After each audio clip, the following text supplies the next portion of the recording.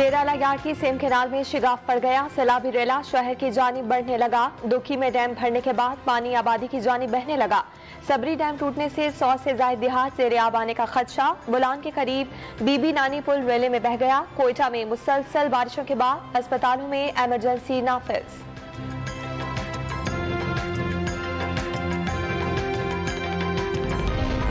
सिंध में बारिश और सैलाब ने तबाही मचा दी। खैरपुर में कई मकानात पर घर डूब गए।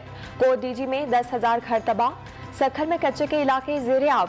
कंदकोट की तहसील तंगवानी के 500 से ज्यादा देहात ज़ेरे आब। 5,000 कच्चे मकान गिर गए।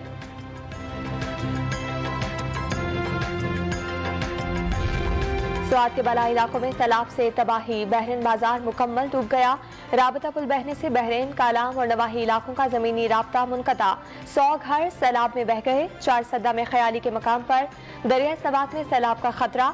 दिन 12 बजे 1,70,000 क्यूसेक का रेला गुजरेगा। आबादियों को महफूज मकाम पर मुंतकिल होने की हिदायत। वज़ीर आज़म ने मुल्क भर में सैलाब से होने वाली तबाही पर गौर के लिए आज इजलास तलब कर लिया। गिलगित बल्तिस्तान और चारों सूबों के वज़राए आला शिरकत करेंगे।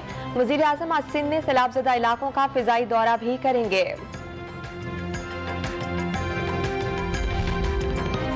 अमरीकी रुकन कांग्रेस ग्रेगोरी मैक्स का पाकिस्तान में सैलाब से तबाही पर इजहार अफसोस। जानी नुकसान पर हमदर्दी और ताज़ियत का इजहार। ग्रेगोरी मैक्स का मौसमियाती तब्दीली के चैलेंजेस से निमटने के लिए रवाबित बढ़ाने पर जोर। भारतीय राजस्थान से हवा का कम दबाव सिंध में दाखिल होने का इम्कान। सिंध, जनूबी पंजाब और मशरकी बलोचिस्तान में शदीद बारिशों की पेशगोई। कराची और हैदराबाद समेत टंडो जाम, ठट्ठा, बदीन, मीरपुर खास में सैलाबी सूरत हाल के खदशात।